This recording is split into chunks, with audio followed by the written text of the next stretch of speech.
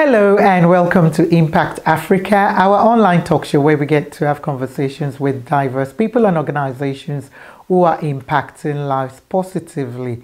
This is me, Kemi Akiode Adebayo, aka Mama K. And in today's program, since we're still celebrating the United Nations International Women's Day, we're celebrating Global Women Part 2, we call it. There's three amazing women who are doing wonderful things where they are. So I featured and spoke to a dear friend and sister, Mrs. Ngozika Owei, aka Ziggy. She's a serial entrepreneur and she is based in South Africa and Nigeria and walk across the world really. I asked her, for business tips, lessons learned as a business person who has done so many businesses from, hospitality to health, tourism, and a lot of other stuff that she's done and still doing. So I hope you will learn one or two things from her. And I spoke to this beautiful, gorgeous, smart, intelligent lady, my dear sister again, Mala Bryan. She's the founder creator for Malaville Toys. And she does wonderful things as well in the community. She's an international model. She's an entrepreneur as well and based in Cape Town, even though she's from St. Lucia as well and has lived and spent most of her life in America. So I asked her how her journey has been as a business person and how she's managed, to navigate, being a business woman and a successful one for that case. Last but not the least is my actual blood sister, Mrs. Mokbelola Lamont. She's a mechanical engineer and a philanthropist who is another intelligent, smart, small, but a dynamite she is. And I love her to bits. I know I'm being partial here now, but she has done so much as well for women in various forms through various community, women of faith, women, in the community of Scotland, and still doing things within our organizations, at BP in Azerbaijan, Baku. She is based in Baku. So I asked her as well, what are some of the social issues, for her personally? So enjoy.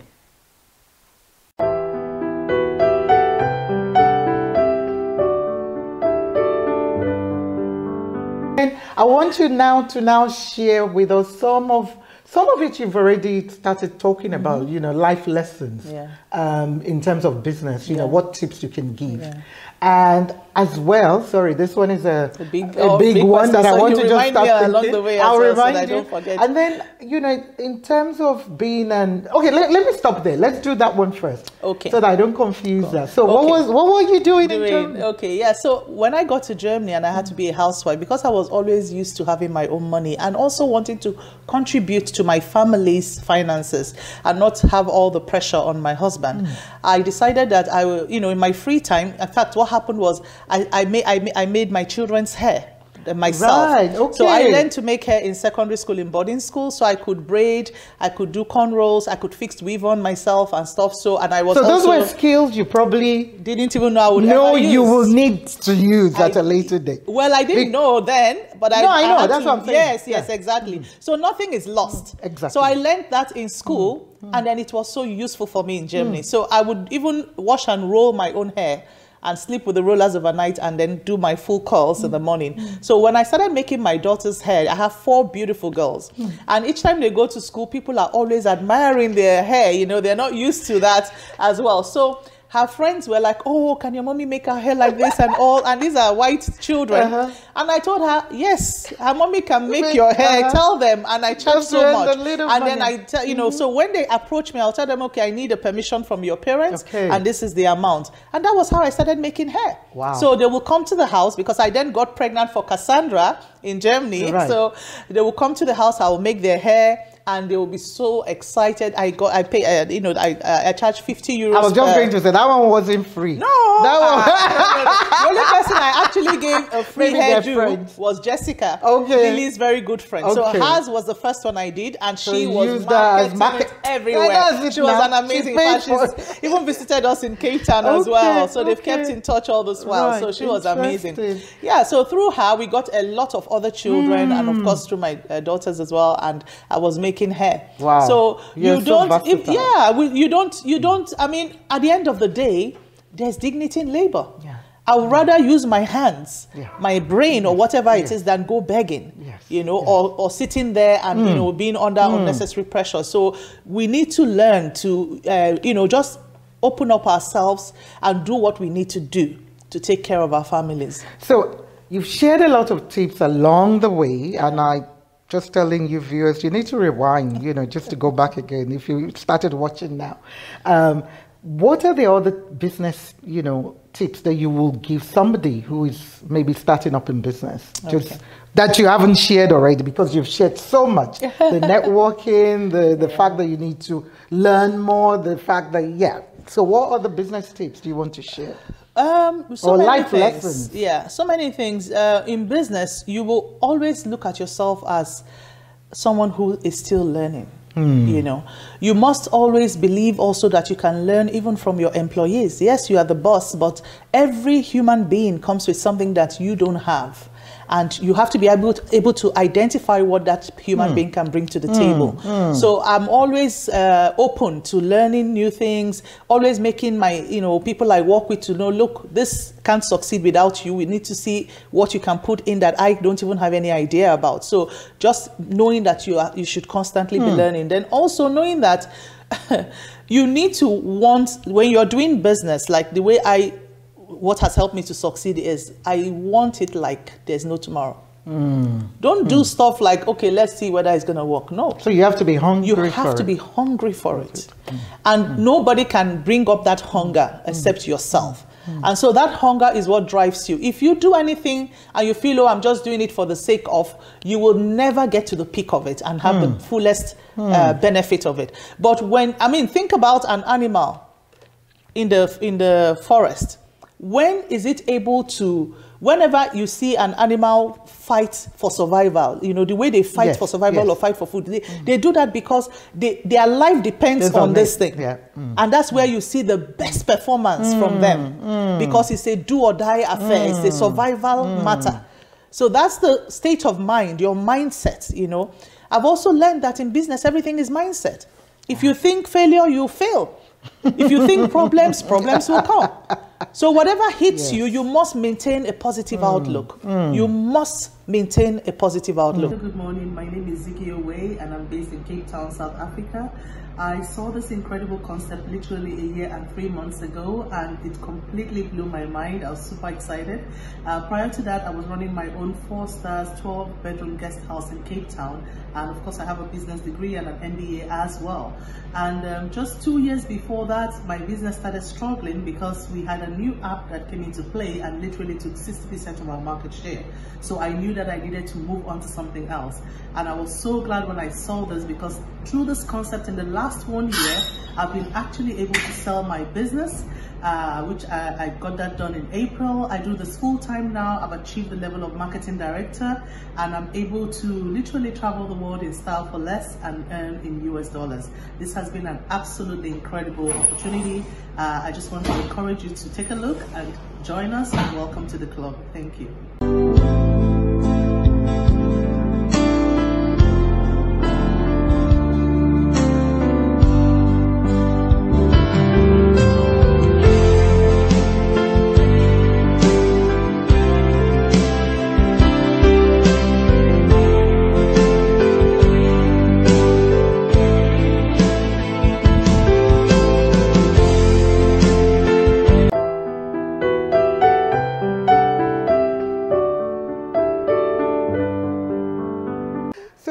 Journey now, which has been basically an entrepreneur in terms of a model, you know, running the restaurant, Malaville Toys.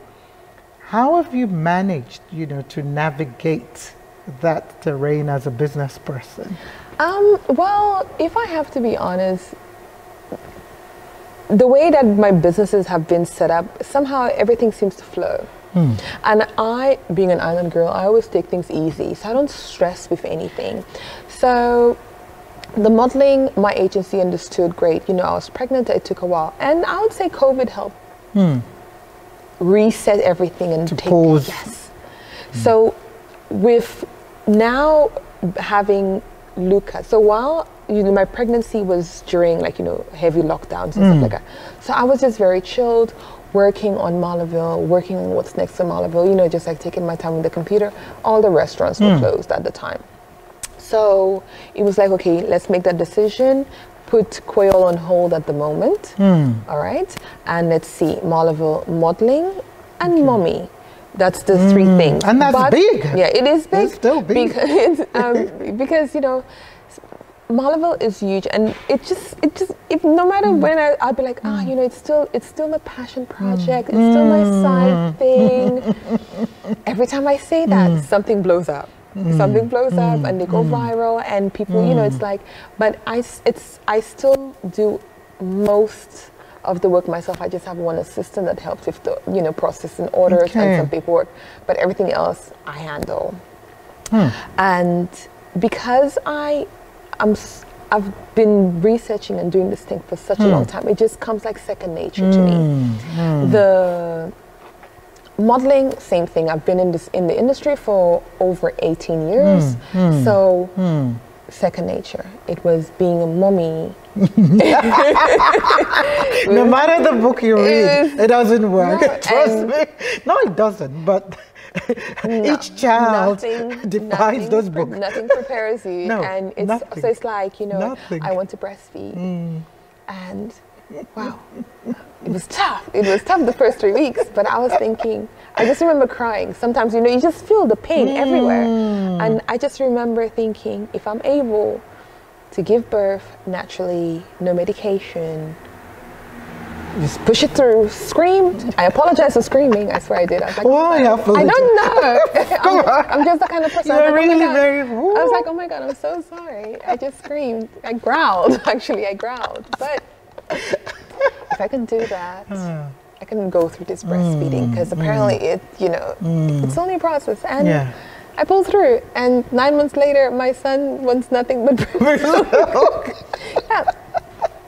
Yeah. And he could continue till 2. You know that. And I am prepared for that. You're prepared. I'm prepared for that because, I made that decision.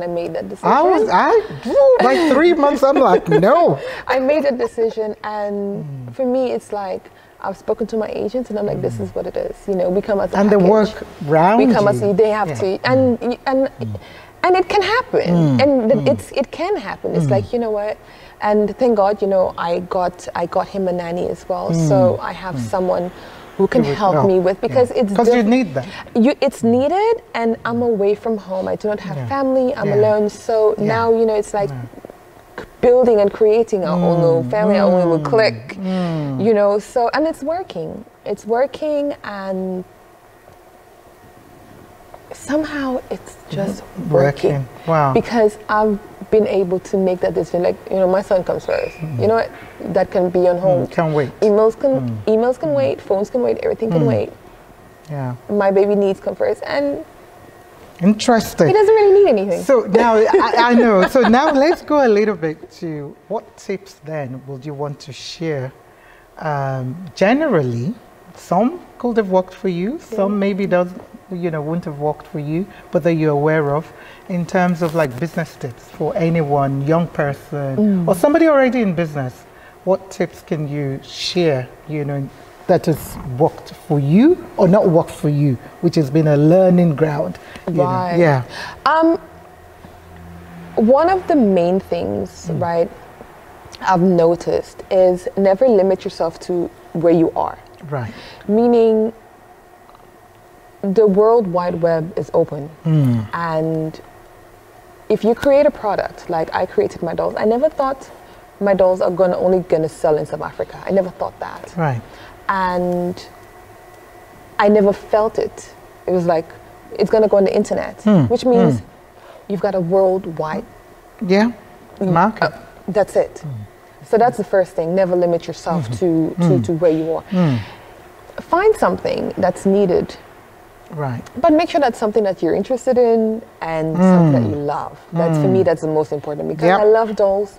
Whenever I have interviews, whenever I'm going to sell a product, I remember when my dolls used to be at Toy Kingdom, I would go there once in a while and I would sell my product while they're in the shop. While they're in the shop, because people would be happy to see me there, but at the same time, it's like I can tell you why you need it. I will tell you, and we have it at the restaurant, and I can tell you. So have something, and if it's something that you really believe, and make sure that it's something that people want, because black dolls with natural hair, it's necessary, it's needed. Yeah. Okay. Not everyone, it doesn't have to be true, but there is a market. There's a market for everything. Yeah. So if you, in your heart of heart, believe that it is something that's going to work, it will work. You will find somebody that will make it work. That will believe in it. That will believe in it, yes. But you have to... Yeah, and find your people. Find your people that believe in it as well, And never be afraid to just start. I did not have a business plan. I knew nothing. Make fun of it. Make fun of it, because I did not have it. I still don't have a business plan. I'm not saying that is it, and that's the thing. It worked for me. Exactly, it might not work for you. And there are people who have business plans that's not working, and their business is also not working. So it's okay to not go the conventional route. That's okay. There is no right or wrong way to get it done. Okay. I started with 4 samples.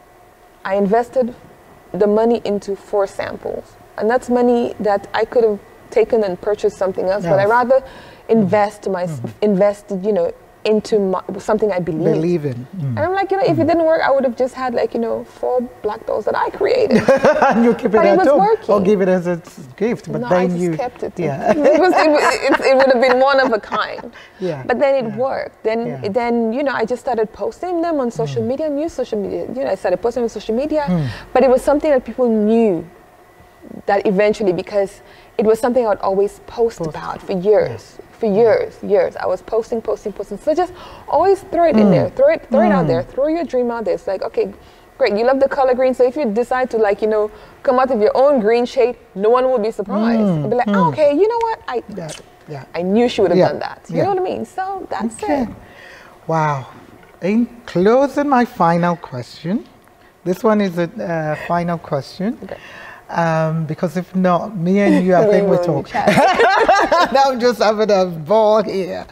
So, for you, what social issue kind of touches you? It could be anything from poverty, gender-based violence, to unemployment, to girls getting pregnant.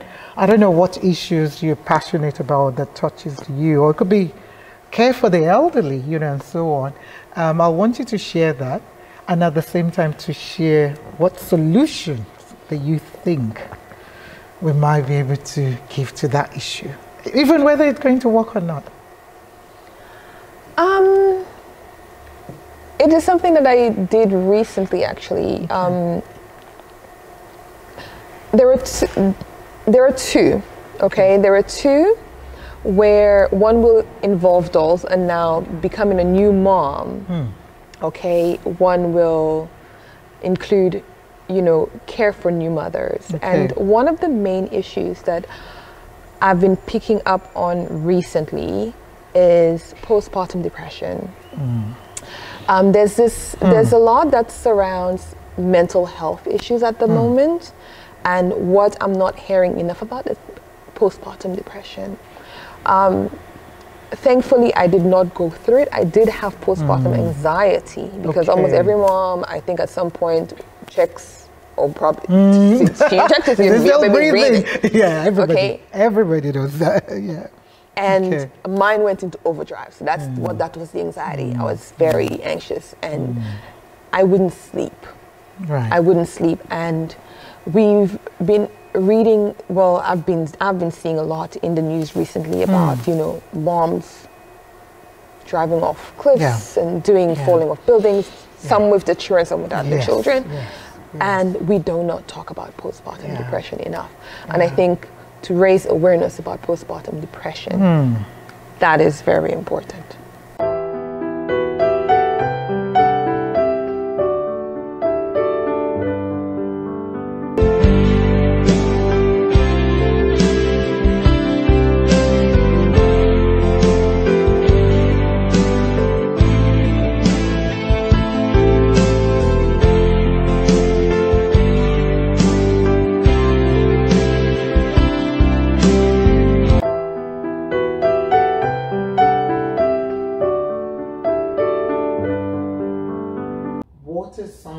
Social issues or issues around the world that mean something to you, and what do you think are the solutions to them? Because it's not just about, oh, there's a problem or there's an issue. What are some of the solutions that you think can be used or that has worked in other places, or maybe it's not even possible? Okay, so there are 3 of these topical social issues I actively work in. Okay. But I'll focus a bit on one of them. But the 3 really are victims of domestic abuse. Okay. You know, that's still a big issue around the world. Yes. And it's gotten worse with COVID. It has, indeed. Okay. The second one has to do with widows. You know, helping and supporting widows and children as well, and orphans. And then the third one has to do with tackling the issues surrounding diversity, you know, inclusion, and equality in the workplace. Okay. So those are the key things that I focus on, and I can talk about more. I can talk about the last one. Okay. In a bit more detail, because I'm fairly active in all of them, but this is very prominent for me. So I think what is important with, you know, creating a diverse workforce really is first and foremost understanding that there is a problem. And accepting that there is. Understanding that there is a problem, and not just accepting it, but genuinely willing to do something about it. Right. And it needs to come from the top house. If the grassroots are doing something, but the big bosses up there pay lip service to it, nothing is going to change. You will get frustrated employees, really. George Floyd didn't have to die for people to take notice, but he didn't die in vain. Because following the death of George Floyd, the whole world woke up. Yeah. You know, the workplace took notice. A lot of the CEOs of major top companies, for the first time in forever, actually spoke against those atrocious actions. Okay. And started to reflect and think about how to make a change in their organizations. When you look at the top of the house, there are still very few minority groups at the top of the house. Very few women at the top of the house. So there's still a bias really against these groups. It's important to create awareness about it, and then it's important to do something about it. But you have to actively do something about it. Not talking. And not just talking. So some of the solutions are very simple to tackle this problem. Identifying talent and literally sponsoring them. So I mentioned earlier about sponsorship. Yes. One of the reasons why we've had such a differential, a gap, is really because people tend to choose those who look like them. And because the people at the top of the house are typically white, middle-aged men, when they sponsor people that look exactly like them and pull them through. Who is sponsoring the black single woman or the Asian disabled man who is equally capable?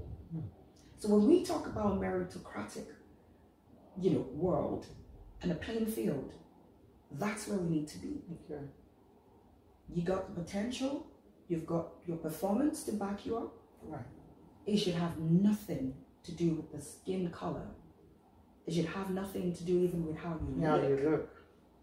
Because you find sometimes, I've had my fair share where because I look good and I love my hair, my makeup, I obviously can't be like a real engineer, right? Yeah. You know, and I look so young too. So it works against me, but I'm not going to change who I am just to prove something to somebody. You need to see the talent I've got inside of me, and you need to want that, otherwise it's your loss. Correct. So the solution, so many organizations really have to be intentional about how they recruit, how they train, and how they pull talent through the organization. Having a diverse panel doing interviews. So the bias, at least, you know that if you have a diverse panel, you can maybe not eliminate it, but you can tone it down. You know, the number of people who have had to change their names on their CV just to get recognized. I did it. So my full name, as you know, is Mukwilola. When I sent out the same CV with Mukwilola, I didn't get anything. But when I changed it to Lola. Not Lola, Lola. It opened doors. It opened doors. It's the same CV. All that changed was the name. That's got to change. That's not right. You know, so it's the entire workforce, the entire organization that needs to work it out. We need to call out microaggressions as well. You know, we can't tolerate these microaggressive behaviors. Enough is enough. Not in this day and time should things like that still be tolerated. You know, and but it starts from the top house.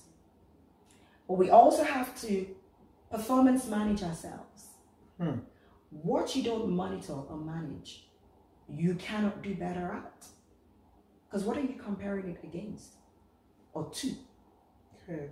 So you need to have a way to understand where you are, what your vision is, or your target is, and then annually really checking the progress that you're making to get there.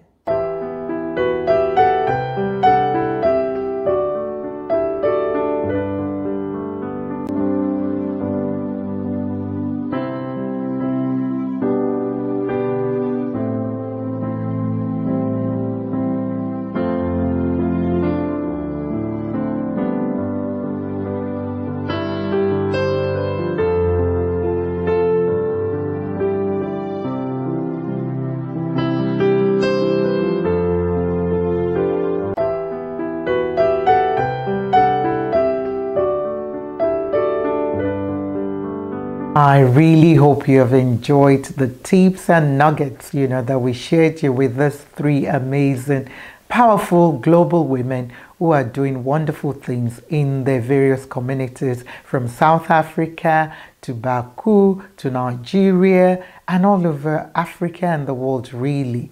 And I hope you learned one or two things from Ziggy, where she was saying about, she's, for her, is learning new things and redeveloping herself. The tips she gave there, they were just so powerful.